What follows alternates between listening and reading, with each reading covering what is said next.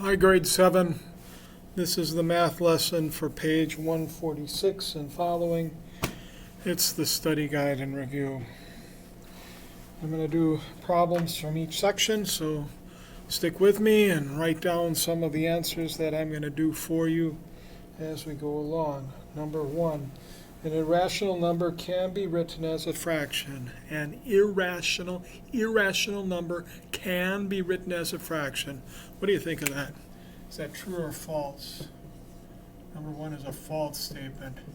Irrational numbers cannot be written as a fraction. So they underline the word can. I'm going to fix that by changing can to cannot. Let's do number 2 as well. The hypotenuse is the longest side of a right triangle. Hopefully by now you should know that that's a true statement. I hope you do. How about number 9? Number 9 says, find the square root of 81. So I'm looking for two numbers that multiply together to make 81, and they have to be the same number. And that would be 9, right? Now, theoretically, a person could also write negative 9 here, but I'm just going to write 9. I'm happy with the answer of 9. Let's try number 10. What about the square root of 225? Do you know your multiplication facts way out there, your perfect squares? 13 times 13 is 169. 14 times 14 is 196. And 15 times 15 is 225. It's 15.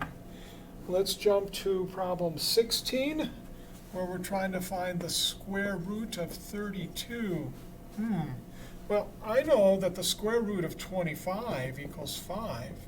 And I know that the square root of 36 equals 6. So it's got to be between 5 and 6, right? And which one is it closest to? It's 7 away from this number of 25, and it is 4 away from this one, which is 36. So I'm going to say that the square root of 32 is closest to 6. I'm going to jump to, how about 25?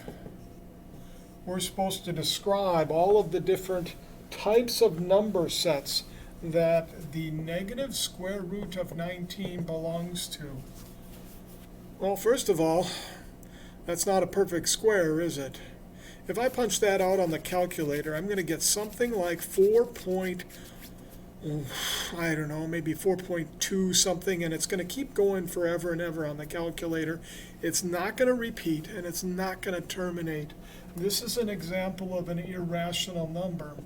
And it doesn't matter if it's negative or positive. Because it's the square root of 19, it's going to be irrational. Is it any other sets of numbers? No, I don't think so. Let's do 26 as well.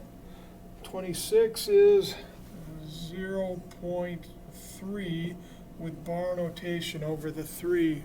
Oh, I remember Mr. Ponko talking about bar notation, decimal numbers. That's the same thing as 3/9, isn't it?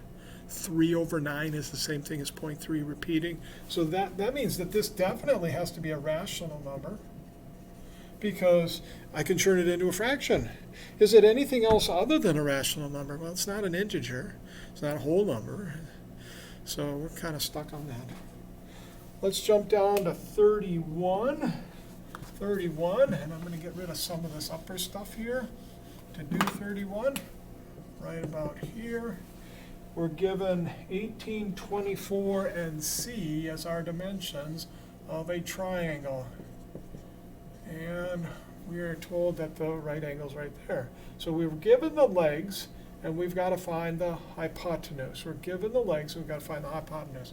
So I'm going to say 18 squared plus 24 squared equals C squared.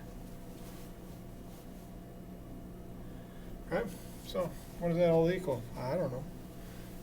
Let's see what 18 times 18 is. I get, 4, 6, 144, 0, 8, 1.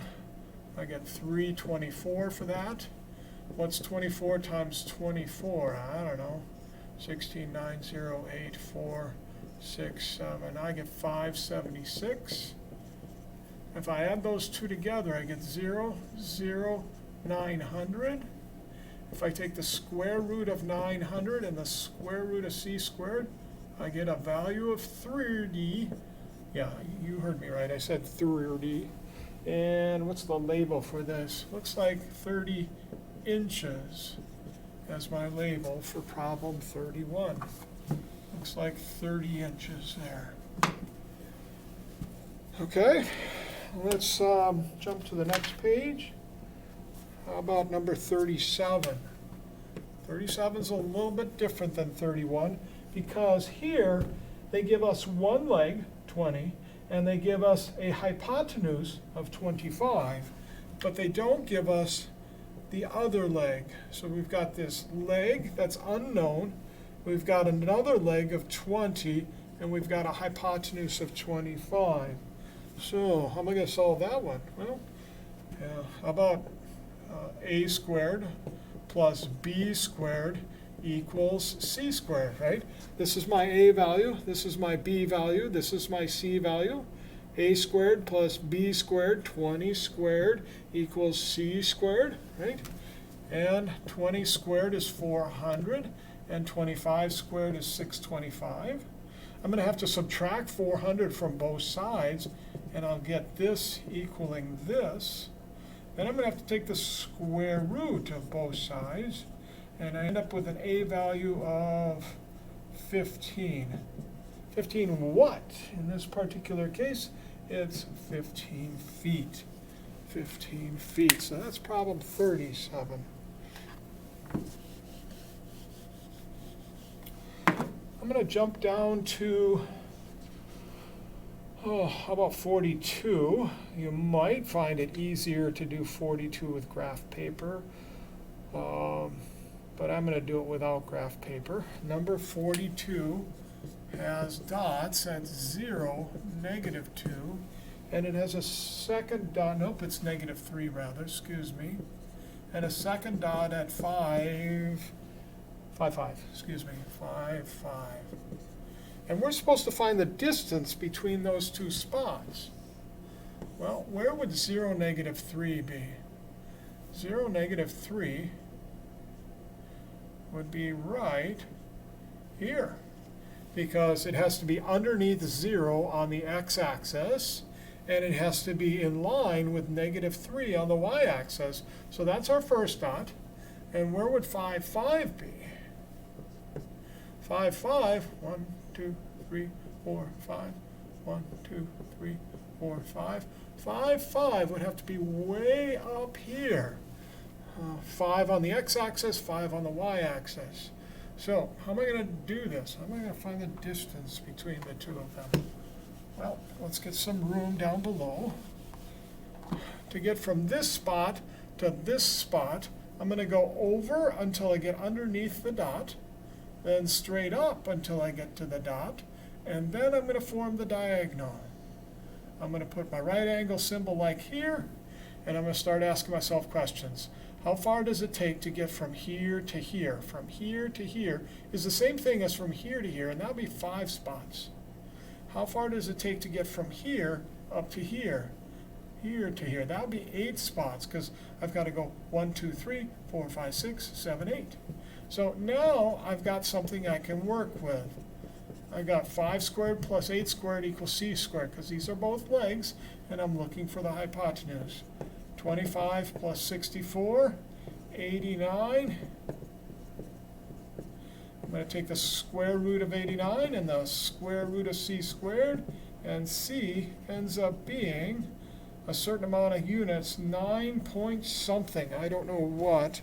So I'll grab my calculator for that part. I get 9.4 as my measure of units there, 9.4. So that's problem 42. Again, I did it on this paper, or this board, but you might want to think about graph paper. Thank you. Have a good day.